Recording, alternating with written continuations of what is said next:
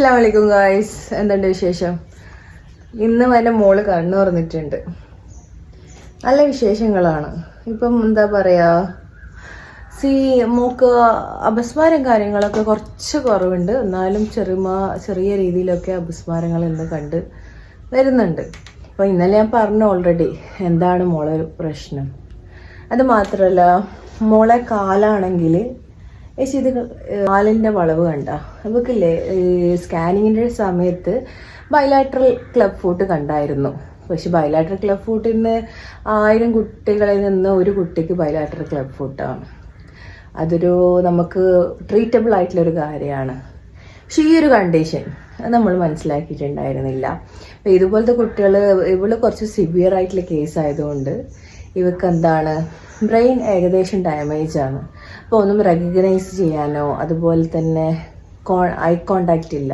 അതായത് ഇപ്പം നമ്മൾ ബേസിക്കലി പറഞ്ഞു കഴിഞ്ഞാൽ ആദ്യം തൻ്റെ ഉമ്മാനെയാണ് നമ്മളെ നിയറസ്റ്റ് ഉള്ള പേഴ്സൺ എന്ന് പറഞ്ഞാൽ അമ്മ. അപ്പോൾ നമ്മളെയാണ് ആദ്യം കുട്ടികളെ റെക്കഗ്നൈസ് ചെയ്യുക, തിരിച്ചറിയുക അല്ലേ.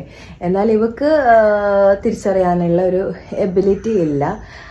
ആദ്യകാലങ്ങളിലൊക്കെ കുറച്ച് തിരിച്ചറിവും കാര്യങ്ങളും ചെറിയ രീതിയിൽ സൗണ്ട്സ് ക്യാച്ച് ചെയ്യുമായിരുന്നു.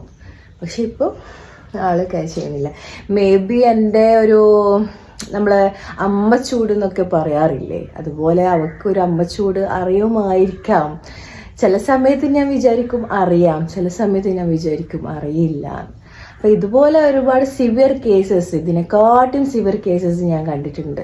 അപ്പോൾ നമ്മൾ ഇതുപോലത്തെ കുട്ടികളെ കാണുന്ന സമയത്ത് അവരെ കുറിച്ചൊന്ന് പഠിക്കാൻ ശ്രമിക്കുക. കാരണം നമുക്ക് അതൊരു അവയർനെസ് ആണ്, നമുക്ക് മറ്റുള്ളവർക്ക് പറയാൻ, നമുക്ക് നമ്മുടെ ജീവിതം പഠിക്കാനും.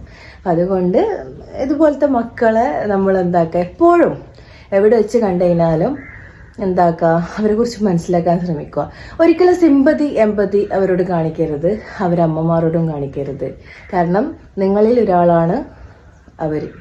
അതുകൊണ്ട് ഒരു സ്പെഷ്യലായിട്ടുള്ളൊരു കൺസിഡറേഷൻ കൊടുക്കാതെ നോർമൽ ആയിട്ടുള്ള ഹ്യൂമൻസ് ആയിട്ട് അവരെ കൺസിഡർ ചെയ്യുക. Okay guys, by.